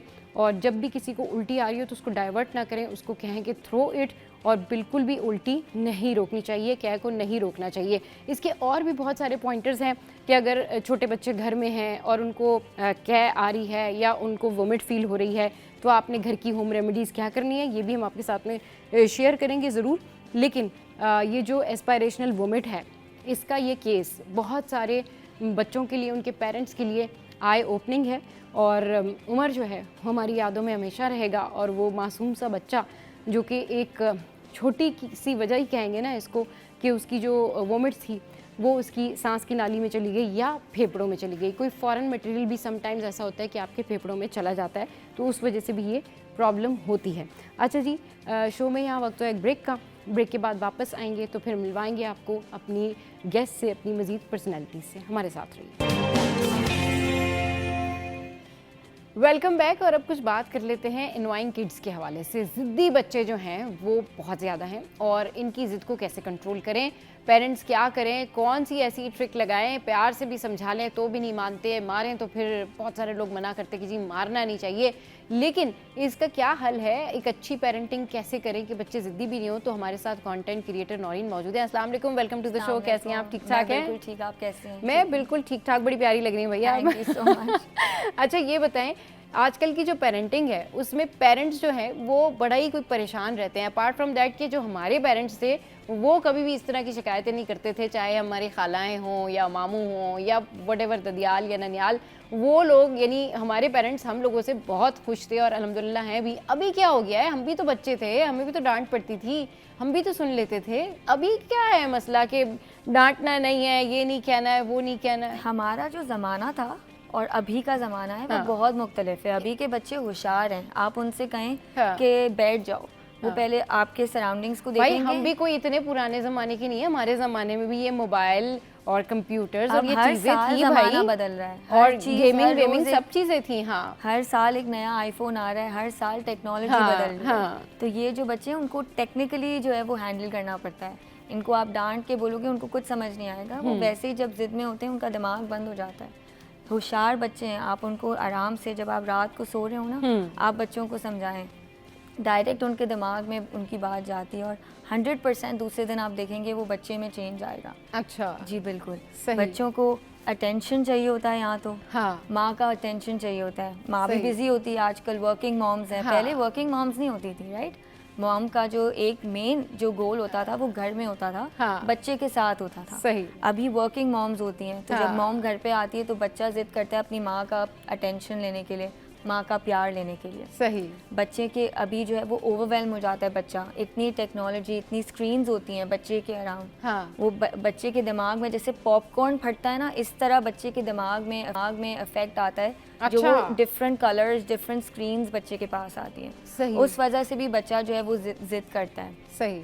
इसके लिए हमें 3 चीज़ें बहुत ज़रूरी हैं। पहले तो हम जो है वो बच्चे के, जब रात को आपका बच्चा सो रहा हो, आप उसके साथ बैठें और वक्त गुजारें, 10 मिनट 15 मिनट, कोई फ़ोन्स नहीं, कोई स्क्रीन्स नहीं, आप और आपका बच्चा हो, उसको आराम से समझाएं, वो ज़रूर समझेगा। सही। सेकेंडली, आप अपने बच्चे के साथ बाउंड्री सेट करें। जब आप सुपरमार्केट जाते हैं, आप देखते हैं अक्सर बच्चे जो है वो ज़िद करते हैं कि हमें चॉकलेट भी चाहिए, हमें चिप्स भी चाहिए। हाँ। हम जब छोटे थे, हमारे सामने कितने चॉकलेट्स के ब्रांड थे, बिल्कुल। हाँ एक बिल्कुल, ब्रांड फ्रिज में, होता था। हाँ, हाँ। और अभी जो है आप नहीं, एक- सुपरमार्केट में हाँ, एंटर हाँ। होते हैं और आप देखते हैं एक पूरा आयल जो है वो सिर्फ जंक फूड का है। एक्चुअली अगर हम इस तरह से कंपैरिजन कर रहे हैं ना कि ज़माना, हम भी जाहिर सी बात है यूटिलिटी स्टोर्स हैं, शॉपिंग है एंड ऑल दैट और बहुत सारी चीज़ें। इशू ये होता था कि पेरेंटिंग में फ़र्क है, शायद ज़माने में या टेक्नोलॉजी में फ़र्क है और पेरेंटिंग में फ़र्क है। लेकिन बात ये है कि अगर पेरेंटिंग इस तरह की है कि आज का बच्चा बहुत ज़्यादा एनोइंग है, बच्चा बहुत ज़्यादा डिफेंडिंग है, तो उसको इस पैरामीटर में ढालने वाले भी तो पेरेंट्स ही हैं ना। मतलब हमारे जो पेरेंट्स हैं, हमने उनको आपस में लड़ते झगड़ते इस तरह से नहीं देखा। हमने उनको ये देखा कि भाई अम्मी ने सबका अदब करना है, जो बड़े आ रहे हैं उनसे भी बड़े प्यार से बात करनी है, और किसी के एहतराम में हमें सिखाया गया कि कोई बड़ा अगर आया है तो भाई आप घर में बैठें तो आप खड़े हो जाएं, अपने सोफे से खड़े होके सलाम करें। मतलब हमने जो बचपन से सीखा, हमने बहुत अच्छी तरबियत सीखी। लेकिन अभी शायद पेरेंट्स के पास इतना टाइम ही नहीं है कि वो अपने आप को पहले ग्रूम करें, क्योंकि पेरेंटिंग के लिए तो सबसे पहले आपको खुद वेल ग्रूम होना ज़रूरी है ना। मतलब ये पॉसिबल थोड़ी है कि आज का बच्चा जो कि जेनजी है, जो कि इतना फास्ट है, डिफेंडिंग है, अगर बचपन से उसकी ग्रूमिंग अच्छी होगी तो वो क्यों नहीं अच्छी बातें सीखेगा या वो क्यों नहीं अच्छी चीज़ें सीखेगा। लेकिन पेरेंट्स के पास टाइम नहीं बचपन है। में अगर आप बच्चा जिद कर रहा है, हाँ। एक रेस्टोरेंट में आप देखो हाँ। बच्चा जिद कर रहा है, आप सही। उसको फ़ोन दे दो, सही। तो वो उसकी तरबियत तो नहीं हुई। हाँ वो तो चुप होके आपने बल्कि उसको सुकून डिस्ट्रैक्ट से कर बैठ दिया, जाएगा। हाँ। आपने उसको 2 घंटे के लिए डिस्ट्रैक्ट कर दिया कि भाई मुझे सुकून से मैं खा लूँ। हाँ। फिर बच्चा जो है वो हम बाद में उसको देख लेंगे। हाँ। अगर आप बच्चे को रेस्टोरेंट में बैठने के एटिकेट्स आप बताएं, हाँ। उस बच्चे को उस चीज़ को एड्रेस करें। हाँ, अगर वो बिल्कुल। बच्चा जिद कर रहा है, हाँ। उस चीज़ को आप एड्रेस करें सही। कि वो क्यों जिद कर रहा है, उसके बैक एंड पे जाएं सही। कि रीज़न क्या है। अगर वो बच्चा सुपरमार्केट में हाँ। जिद कर रहा है तो वो क्यों जिद कर रहा है, उसके बैक एंड पे जाएं, उसको पहले ही समझा दें कि देखें आज हम जा रहे हैं, आज हम घर की चीज़ें लेने जा रहे हैं। हाँ। तुम्हें जो चीज़ें चाहिए आप मुझे बता दें, हम कल जाएंगे और तुम्हें जो चीज़ चाहिए वो मैं ले दूंगी। सही। उस बच्चे को आप समझाएंगे। बच्चे बहुत होशियार होते हैं, बच्चों को सही। पता है कि हाँ। मैं माँ को अगर 2 दफ़ा बोलूँगी तो वो मेरी बात मानेगी, और अब्बू को मैं 3 दफ़ा बोलूँगी तो वो मेरी बात मानेंगे। हाँ, अब्बू को तो एक ही दफ़ा मैं बोलूँगी, वो मेरी बात एग्जैक्टली। तो जब ऐसी कोई फरमाइश करनी होती है तो बच्चा अब्बू के पास जाता है। हाँ। इतना होशियार है। हमें तो नहीं इतना पता था जब हम छोटे हाँ, थे। सही। हमें तो कोई बोलता था बैठ जाओ तो हम बैठ जाते थे। अब अगर आप बच्चे को बोलो कि बैठ जाओ तो वो पूछेगा क्यों, वो उस चीज़ का रीज़न पूछेगा। आप उसको रीज़न समझाओ, उस बच्चे को बताओ कि देखिए हम यहाँ रेस्टोरेंट में हैं, आप देखो अराउंड लोग बैठे हुए हैं, वो समझेगा। या रात को सोने से, जैसे मैंने कहा, दैट्स अ गोल्डन पीरियड। एक बच्चे की पूरी 24 आवर्स का जो गोल्डन टाइम है, एक सुबह जब बच्चा उठता है, हाँ। तभी कहते हैं ना कि आप बच्चे को डांट के ना उठाएं, प्यार से उठाएं, क्योंकि उस वक्त उसका ब्रेन प्रोसेस कर रहा होता है। और जब बच्चे को सुलाएं, दो तरीके से आप सुला सकते हैं, या तो गुस्सा करके सुला सकते हैं कि भाई सो जाओ, क्यों नहीं सो रहे हो। अच्छा चलिए, ये तो आपने ये बता दिया ना हमें कि पेरेंट्स को इस तरीके से प्यार से बात करनी चाहिए, और अगर वो जिद कर रहा है तो उसके पैरेलल उसको समझाना चाहिए कि आप ऐसे कर लें। अब कुछ बच्चे ओवर जो है ना वो ऑब्स्टिनेट होते हैं, मतलब ओवर बहुत ज़्यादा ज़िद्दी होते हैं, ठीक है, उनका क्या हल है? मतलब वो सुबह नहीं उठ रहे सो के, यानी वो एनवाइंग हो रहे हैं, वो कभी इधर करवट ले रहे हैं, कभी उधर करवट कर रहे हैं, बच्चे माँ को तंग कर रहे हैं, पेरेंट्स को तंग कर रहे हैं, तो अब क्या करें? अब जाहिर सी बात है फिर आपको शाउट तो करना पड़ेगा। Exactly. देखें बच्चे के लिए जो है ना वो अगर आप हम देखें हर बच्चे की उम्र के हिसाब से एक स्केड्यूल, उनको है ना बच्चे को एक स्केड्यूल समझ आता है। हम कोई भी काम करते हैं ज़िंदगी में भी, चाहे वो स्कूल हो, काम का टाइम हो,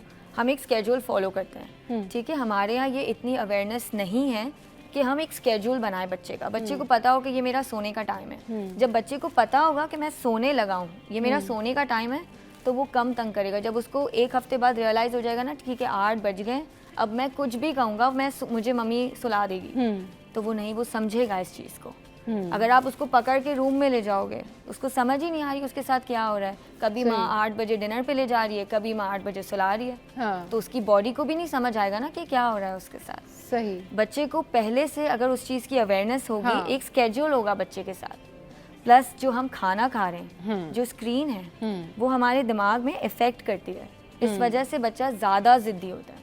वो ज़िद्दी नहीं होता, वो उसका ओवरवेल्म हो व्हाट जाता आर है। The key points you know कि अपने बच्चों को जिद से दूर कर सकते हैं, गुस्से से दूर कर सकते हैं, और आपको मारना भी ना पड़े, शाउट भी ना करना पड़े, और आपकी मर्ज़ी से जो है ना वो सारे काम हो जाएं। बच्चा पहले तो अपने माँ और बाप जो लोग इसके अराउंड रहते हैं उनको देखता है, सही। वो सीख रहा होता है, हाँ। उसका इमोशनल वेल बीइंग डेवलप हो रहा है, हाँ। तो वो अपने माँ को देखता है। अगर माँ चीख के बात करेगी तो वो भी चीख के बात करेगा, अगर अब्बू चीख के घर पे चीख के आ रहे हैं हाँ। तो वो भी चीखेगा। हाँ। अगर वो देखेगा कि ठीक है माँ को गुस्सा आ रहा है लेकिन उसने मुझसे 2 दफ़ा आराम से बात की, वो आपके एक्सप्रेशंस भी पढ़ता है। हाँ। वो तीसरी दफ़ा जो है वो आपसे भी, उसको गुस्सा आएगा, हाँ। वो 1 सेकंड रुकेगा, फिर वो स्लो बात करेगा। सही। स्क्रीन टाइम, हाँ। आजकल जो स्क्रीन टाइम बच्चे का बढ़ गया है, हाँ। उसको बहुत ही मिनिमाइज करना बहुत ज़रूरी है। स्क्रीन टाइम तो I think that's the number 1 cause जो है, वो जो बच्चे ज़िद्दी होते हैं वो ज़िद्दी नहीं होते, उनका दिमाग ओवरवेल्म हो जाता है सराउंडिंग से। तो स्क्रीन टाइम बच्चों को स्क्रीन से दूर रखें, स्क्रीन से दूर स्क्रीन से दूर लेकिन रखें। दूर रखना तो पॉसिबल नहीं है आज के दौर में। वो कितना टाइम होना चाहिए लिमिटेड जो उनको दिया जाए कि भाई this is your screen time, इसमें आपने जो है ये आपका फन टाइम्स है, इसमें आपने ये रिसर्च टाइम है, whatever you wanted to do you can do, और उसके बाद फिर आपने ये सेलफोन जो है वो नहीं यूज़ करना। आई थिंक पूरे हफ्ते में जो है ना बच्चा 2 घंटा अगर स्क्रीन यूज़ करे ना, वो भी पूरे हफ्ते में 2 पूरे घंटे हफ्ते में एग्जैक्टली। अच्छा, सही। क्योंकि स्क्रीन में जो कलर्स हैं वो इस तरह, क्योंकि अभी तो रील्स आती हैं, वो बच्चा स्क्रॉल करता जाता है, स्क्रॉल, हम खुश होते हैं मेरा बच्चा जो है वो फ़ोन यूज़ कर सकता है, हाँ। बट वो जो 1 सेकंड की जो 30 सेकंड्स की जो रील्स होती हैं, हाँ, वो हाँ, कंसंट्रेशन बच्चे का कम करती है। सही। तो ये जो है वो बच्चे के लिए बहुत ज़रूरी है कि वो आप उसको स्क्रीन टाइम पहले तो कम करें, प्लस वो खाने में जो है वो शुगर इंटेक जो होता है, वो screen time and sugar intake अगर वो कंट्रोल किया जाए, हाँ। तो बच्चे के जो बिहेवियरल इश्यूज जो बच्चे में हो रहे हैं वो बहुत कम हो सकते हैं, वो बहुत कम बहुत सकते कम हैं। हो सकते हैं। अच्छा ये बताएं कि ये आप डिजिटल डिटॉक्स की बात कर रही हैं, तो चलिए जी ठीक है, 2 घंटे हफ्ते में 2 घंटे जो है वो स्क्रीन टाइम हो गया। उसके बाद जो वर्किंग वुमेंस हैं या हाउस वाइफ्स हैं यानी मदर्स हैं, उनको क्या करना चाहिए कि वो अपने बच्चों का रूटीन और पूरा शेड्यूल मैनेज करें अकॉर्डिंग टू यू, कि अगर वो बात करेंगी तो बच्चे समझ जाएंगे। जी। For working mothers I think बहुत ज़रूरी है कि आप अगर, जैसे बहुत सारे लोग हाउस हेल्प के पास, बहुत सारे हाँ। बच्चे हाउस हेल्प के पास हाँ, होते हैं, हाँ। एंड एट सम पॉइंट जो है वो उनको देनी ही पड़ती है स्क्रीन, हाँ। या वो नहीं समझते, वो दे देते हैं स्क्रीन। हाँ, हाँ। तो उसके लिए आई थिंक जो बहुत सारे शोज़ हैं जिसके जो फीचर्ड अराउंड द किड, वो बच्चे के हिसाब से बने, उनमें कलर्स कम हैं, स्क्रीन जो है वो चेंज नहीं हो रही है, और इन्फॉर्मेशनल होते हैं। जैसे बच्चे के, हम जब मेरी बेटी छोटी थी तब कोको मेलन जो है वो बहुत पॉपुलर था। उस बच्चे जो है वो, आप कुछ भी खिला दो ना बच्चे को वो खा लेगा, वो शो देखते देखते कुछ भी करवा लो वो बच्चा कर लेगा। बट वो इफ़ेक्ट जो है वो बहुत बुरे इफ़ेक्ट होते हैं आपके बच्चे के ऊपर, उसकी वजह से वो बच्चा हिप्नोटाइज हो जाता है उसको देख के। तो बहुत सारे शोज़ जैसे जो मैं आपसे कह रही हूँ 2 घंटा, तो उसमें आप बच्चे को डांस के शोज़ इस तरह से दिखा दें कि बच्चा एक्सरसाइज करे। तो आजकल आउटडोर एक्सरसाइज नहीं होती, सही। तो एक्सरसाइज के शोज दिखा दें, हाँ। या तो आप बच्चे को जो है वो इंफॉर्मेशनल शोज दिखा दें, जैसे बच्चे जिस उसके एज के हिसाब से हैं वो शोज दिखा दें। चले जी, बहुत शुक्रिया नौरीन हमारे शो पर आई, और नौरीन ने बहुत अच्छी अच्छी बातें की। एंड आई होप कि जितने भी पेरेंट्स हैं वो पेरेंटिंग करने का जो तरीका है ना एक्चुअल वो सीखना चाहिए, क्योंकि बात यही है कि जहाँ पर आपको डांटने की ज़रूरत है वहाँ आप डांट भी सकते हैं थोड़ा बहुत, और जहाँ पर आपको सिखाने की ज़रूरत है वहाँ आप सिखा भी सकते हैं। लेकिन मेरा सजेशन ये है कि आप अपने बच्चों की नमाज़ों के जो शेड्यूल हैं अगर वो मैनेज कर लेंगे तो ओवरऑल लाइफ जो है ना वो खुद ब खुद मैनेज हो जाएगी। क्योंकि मुझे मेरी अम्मी ने यही सिखाया था कि जो अपनी नमाज़ें मैनेज कर लेता है ना उसकी ज़िंदगी के सारे काम बड़े आसान हो जाते हैं। चाहे आप जेनजी हों, चाहे आप अल्फ़ा हों, चाहे आप बीटा हों, किसी भी जनरेशन से ताल्लुक़ रखते हों, ये जो नमाज है ना ये आपको कामयाबी की तरफ लेके जाती है। इसकी वजह से आप एक्टिव होते हैं, इसकी वजह से आपका ब्रेन सर्कुलेशन अच्छा रहता है, ये आपकी एक्सरसाइज भी हो जाती है, और ये आपकी दीनी और दुनियावी मामलात की तरफ जो है खैर व बरकत भी होती है, और इसकी वजह से आपकी रूटीन मैनेज होती है। तो शो में यह वक्त तो एक ब्रेक का, और ब्रेक के बाद वापस आएंगे तो फिर करेंगे ढेर सारी बातें। आप हमारे साथ रहिए। Welcome back. तो भाई अब कुछ बात कर लेते हैं कि पेशेंट फ्रेंडली होना कितना ज़रूरी है। मतलब अगर आप किसी डॉक्टर के पास गए हैं और डॉक्टर आपसे इस तरह की बात करते हैं कि आपको फर्स्ट विज़िट में लगता है कि इन्होंने तो मेरी बात सुनी भी, समझी भी, और इन्होंने मेरी हिस्ट्री भी बड़े अच्छे तरीके से पूछ के लिखी है, तो आपकी आधी बीमारी वहीं दूर हो जाती है।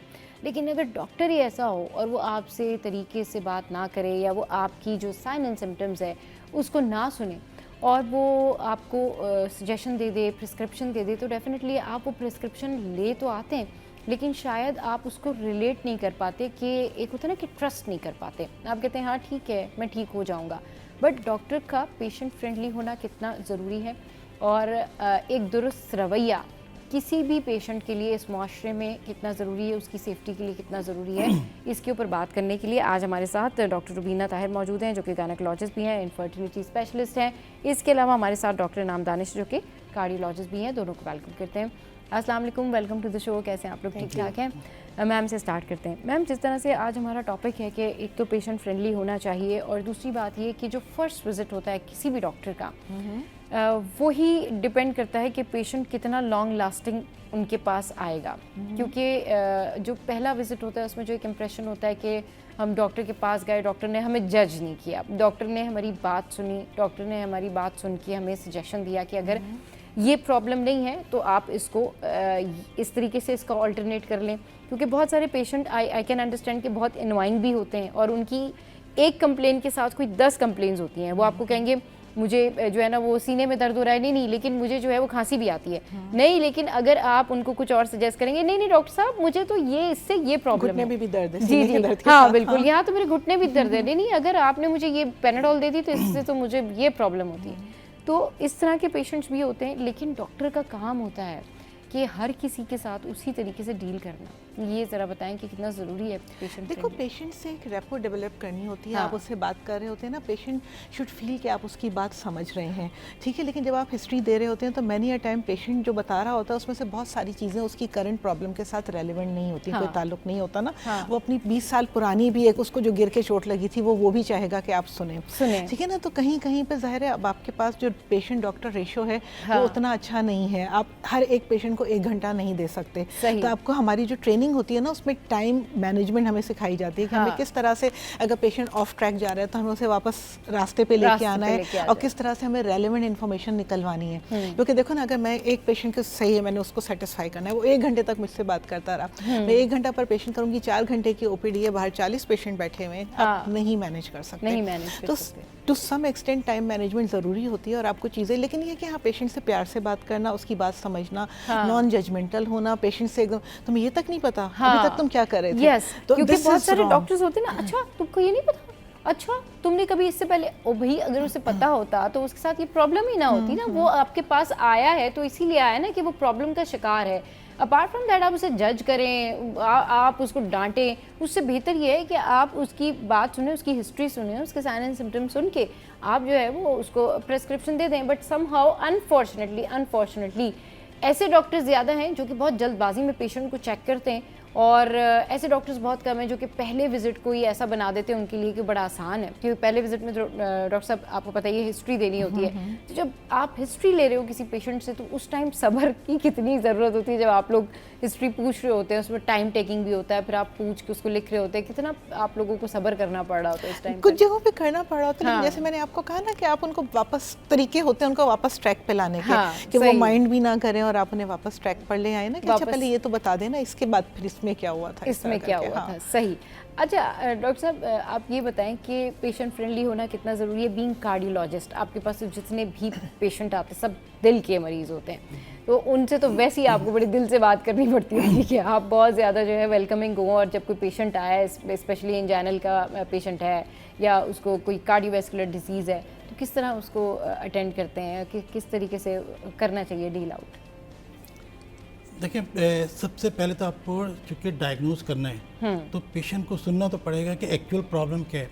सही। कभी कभी ऐसा होता है कि पेशेंट अनजाने तौर पे ऐसी हिस्ट्री दे रहा होता है जो हम पिक कर लेते हैं। तो अच्छी तरह पेशेंट से प्रॉपर हिस्ट्री लेना, और उसको फिर नोट डाउन करना।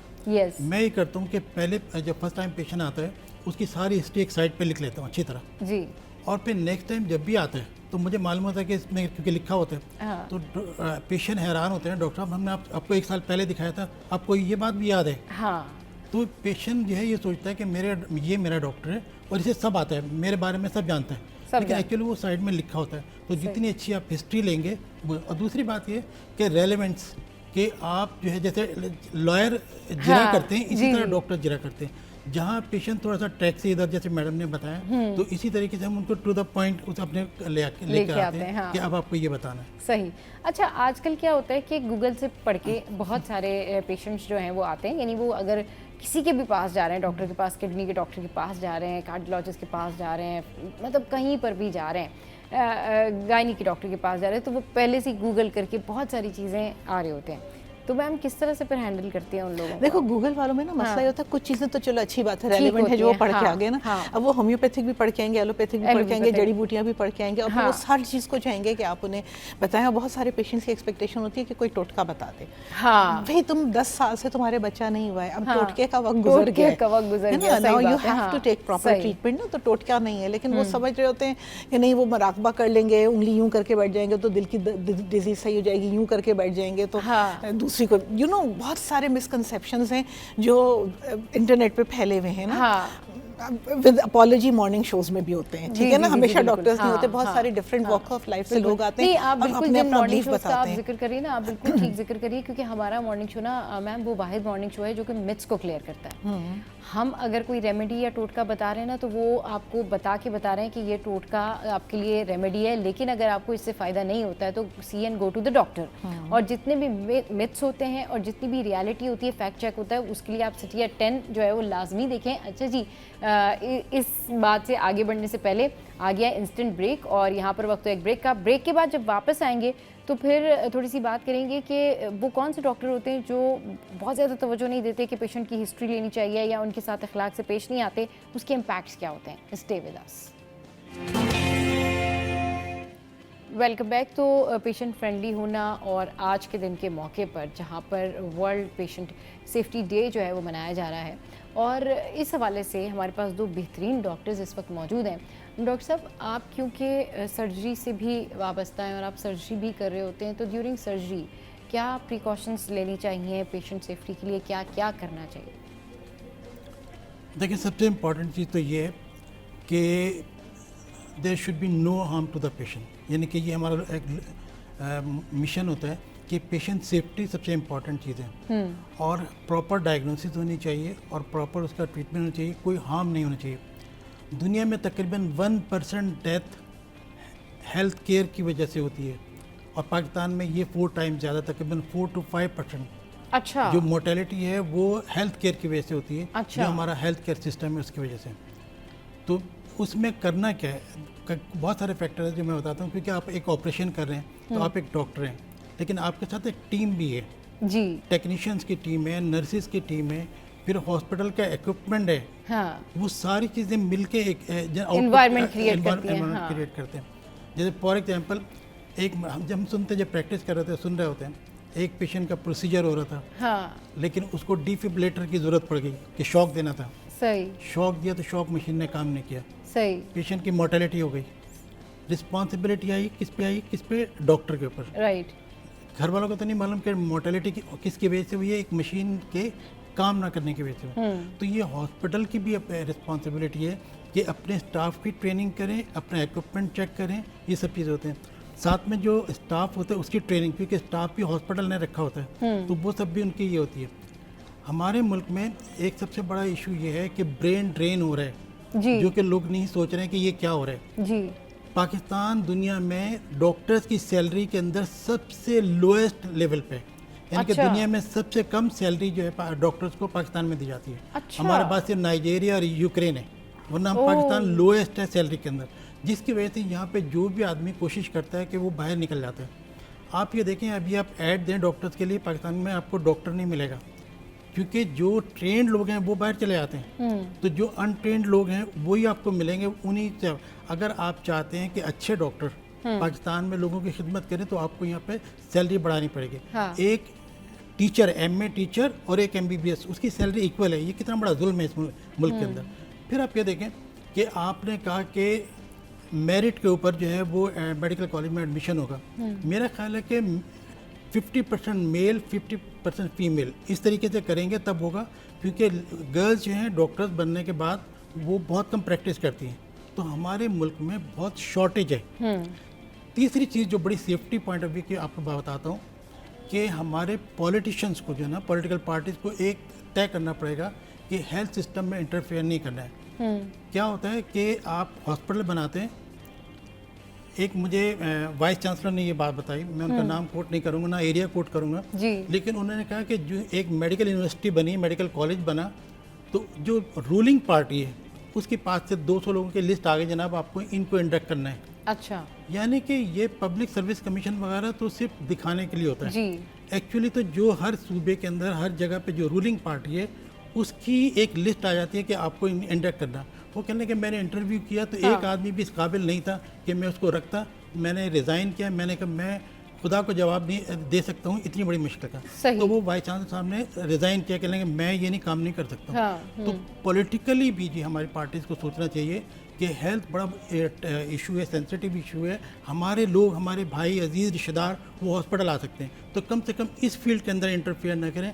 हमारे यहाँ जो है हेल्थ केयर सिस्टम की ये जो मोर्टेलिटी इतनी ज़्यादा है बाहर के मुकाबले में, उसकी बड़ी रीज़न यही है कि वो लोग इंडक्ट किए जाते हैं जो इस काबिल होती नहीं है। सही है, बिल्कुल ठीक कह रहे हैं कि जो लोग डिज़र्व नहीं करते या जो लोग उस जगह के लिए एलिजिबल नहीं होते वो लिए जाते हैं, और फिर अगर इस तरह के लोग पेशेंट का इलाज करेंगे तो फिर ना तो वो पेशेंट फ्रेंडली रहता है और ना ही फिर वो लाइफ सेविंग होता है, वो तो डिज़ास्टर हो जाता है। तो आप भी क्योंकि ओटी में होती हैं और आप भी देख रही होती हैं मुख्तलिफ़ ख़वातीन को, आपका भी ये तज्ज़िया होता है और आपका भी ये एक्सपीरियंस होता है, आप क्या कहना चाहेंगी कि पेशेंट सेफ्टी क्या होती है, किस तरीके से एक पेशेंट को सेफली सर्जरी उसकी की जा सकती है, उसको सेहतमंदाना तौर पे जो है वो सर्जरी करके उसको शिफ्ट किया जा सकता है वार्ड में और उसके बाद फिर वो हंसी खुशी घर चला जाए। वरना सम टाइम्स इट हैपेंस कि डॉक्टर्स जो है वो कैंची रख के भूल गए, कोई टाल रख के भूल गए, कोई कुछ, हाँ रेयर है बट इट हैपेंस, लेकिन बहुत कम होता है। लेकिन देखिए मैं आपको एक बात बताऊं, डॉक्टर जो है ना बेचारा बड़ी मजलूम मखलूक है।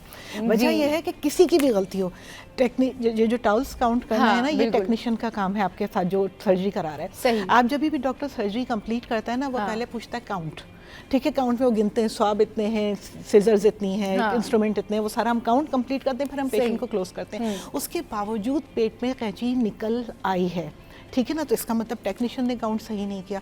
तो जिसने गलती की है जब तक आप उसको अकाउंटेबल नहीं, अगर टेक्नीशियन से मेरा फड्डा है, ठीक है, वो मुझे मरवाने के लिए वो इतना सा गॉज का पीस अंदर स्लिप कर दे, हाँ है ना, तो फिर मतलब जब वो खुलेगा दोबारा तो वो इल्ज़ाम तो मेरे ऊपर आना है ना कि ये डॉक्टर की गलती की वजह से हो गया। तो यहाँ पे मसला ये है कि जो पूरी टीम का, क्योंकि जो आप डॉक्टर जो है वो head of the team kind of होता है ना, तो जिसकी भी गलती होती है वो अल्टीमेटली ब्लेम उस बेचारे ने लेना होता है। डजंट मैटर उसने अपना काम कितने परफेक्शन से किया हो। तो थोड़ा सा ये चीज़ चेंज करनी पड़ेगी कि जिसकी गलती है उसको अकाउंटेबल रखना चाहिए। पेट में स्वॉब छोड़ देना या कैंची छोड़ देना टेक्नीशियन का फॉल्ट है जो कि वो काउंट कर रहा है ना। वो डॉक्टर कभी भी किसी डॉक्टर को कहेगा जाएगा कि एक कैंची कम है तो डॉक्टर ये नहीं कहेगा कि नहीं जी मैं तो बंद करके घर जा रहा हूँ, रह गई है तो रह गई, बाद में निकालेंगे, ऐसा नहीं होता है ना। हर किसी को पता होता है कि अगर ऐसा कुछ हुआ तो मेरी रेपुटेशन खराब होगी। सर्जन जो है ना सबसे ज़्यादा डर रहा होता है, क्योंकि पेशेंट एनेस्थीसिया की प्रॉब्लम की वजह से मरे, इक्विपमेंट की प्रॉब्लम की वजह से मरे, किसी भी प्रॉब्लम की वजह से कॉम्प्लिकेशन हो, कसूरवार डॉक्टर होता है, क्योंकि फोर फ्रंट पे वही होता है। पेशेंट्स ने उसी को देखा होता है, उसको पता होता है जी इस डॉक्टर ये है मेरा डॉक्टर, ये है, उसे पीछे नहीं पता एनेस्थीसिया किसने दिया, उसे पीछे नहीं पता बाकी सारे काम क्या हुआ। अच्छा, जो फर्स्ट टाइम जो है वो माँ बन रही होती हैं ड्यूरिंग प्रेगनेंसी, जब वो आपके पास आती है, आप उनको किस तरह से डील आउट करती हैं और किस तरीके से आप उनको काम डाउन करती है, क्योंकि लोग बहुत डर भी रहे होते हैं ऑल दैट। देखो उन्हें एक्सप्लेन करना होता है, समझाना होता है। बहुत सारी वो पेन से बहुत डर रहे होते हैं, उन्हें एक्सप्लेन करना होता है कि पेन को हम इस तरह टैकल कर सकते हैं कि आपको पेन फ्री रख सकते हैं। पाकिस्तान में पेन फ्री डिलीवरी का बहुत ज़्यादा रिवाज नहीं है, ठीक है ना। वो हमारे लिए एक काइंड ऑफ लग्जरी है, क्योंकि हमारे पास बेसिक चीज़ें ही करने का फंड्स नहीं होते मैनी टाइम ना, तो हमारे पास पेन फ्री का नहीं है रिवाज। तो बहुत सारी बच्चियाँ ज़ाहिर है बहुत डरी हुई होती हैं पेन की वजह से, तो उन्हें काउंसिल करना होता है, समझाना होता है, तसल्ली देनी होती है कि ओके अगर तुम्हें हो रहा होगा तो हम फिर ये कर देंगे। And most of the time उन्हें ज़रूरत नहीं पड़ती, मतलब वो टॉलरेट कर लेती हैं। सही, यानी कि मोस्ट ऑफ द टाइम, हाँ मोस्ट ऑफ द टाइम कर लेती हैं। जहाँ अवेलेबल है फैसिलिटी है वहाँ पे yes why not use it, it's a blessing अगर आपके पास अवेलेबल हो तो। और बाकी देखो डिफरेंट लोगों की डिफरेंट पर्सनैलिटी होती है, ठीक है ना। मैं आपको एक इंजेक्शन लगाने जाऊँगी, मे बी आप चीख मार के भाग जाएं, एक हो सकता है जो सिर्फ सी करके लगवा ले। तो मुख्तलिफ लोगों की पेन टॉलरेंस डिफरेंट है, चीज़ों के लिए अप्रोच डिफरेंट है। कोई प्रेगनेंसी से इतना डरा हुआ है, लाइक मेरा एक व्हाट्सएप नंबर है ना जो मैं पेशेंट्स को दे देती हूँ कि ठीक है तुम्हें जो कोई रीज़न अभी जो नहीं समझ में आया, लेट्स से कि टाइम कम था, कुछ था, तुम कोई चीज़ पूछना भूल गई, तुम मैसेज कर दो with in a few days. ज़ाहिर इमरजेंसीज के लिए तो नहीं, आई विल आंसर यू के क्या है ना। तो उस पर एक जो होता है ना वो मुझे सुबह से रात तक की अपनी रिपोर्ट भेजती है। आज इस वक्त मेरी टांग में एक टीस उठी, आज इस वक्त मुझे खांसी आई, आज इस वक्त मेरी कान में एक आवाज़ सुनाई दी, यू नो। तो वो सारा दिन वो इतनी एंग्शियस है, वो सारा दिन हर चीज़ मुझे लिख लिख के भेजती रहती है कि आज सारा दिन अब इस वक्त ये हो रहा है, अब इस वक्त ये हो गया। तो वो डिफरेंट लोगों का एंजाइटी लेवल डिफरेंट होता है, आप उन्हें रिप्लाई कर दो। हाँ बिल्कुल। चलिए जी, बहुत शुक्रिया मैम, आप हमारे शो पे आए, डॉक्टर दानिश हमारे शो पर आए। चलिए जी, शो का टाइम हो गया एंड अप, और आज का शो कैसा लगा इसका फीडबैक ज़रूर हमारी सोशल साइट पर आपने देना है। तो हंसते रहिए, मुस्कुराते रहिए, देखते रहिए, कीप वॉचिंग City at 10।